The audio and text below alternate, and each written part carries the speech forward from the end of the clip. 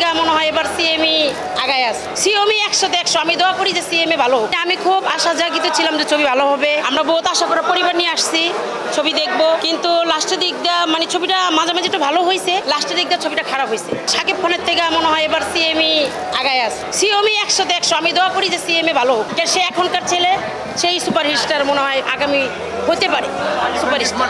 না, শাকিব খান তো এখন বয়স হয়ে গেছে, চাপাত পুরো হয়ে গেছে, সে 2 দিন পর বুড়ো হয়ে যাবে। কিন্তু সিএম আমাদের পূর্ব আবার যে আশিতে আছে তখন সে করতে পারবে ভালো। আমি দোয়া করি সিএমই ভালো ছবি করুক। এই যে আমরা যে বসাছিলাম ভাই, বিশ্বাস করবেন দর্শক মনে হয় 10 জন আসছে, আর বেশিরভাগ দর্শকই নেই।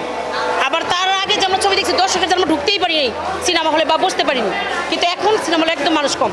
এখন উপরে গিয়ে দেখলাম মানুষ কম আছে। আমি খুব আশা জাগিত ছিলাম যে ছবি ভালো হবে। আমরা বহুত আশা করে পরিবার নিয়ে আসছি ছবি দেখবো, কিন্তু লাস্টের দিক দিয়ে মানে ছবিটা মাঝামাঝি একটু ভালো হয়েছে, লাস্টের দিক দিয়ে ছবিটা খারাপ হয়েছে।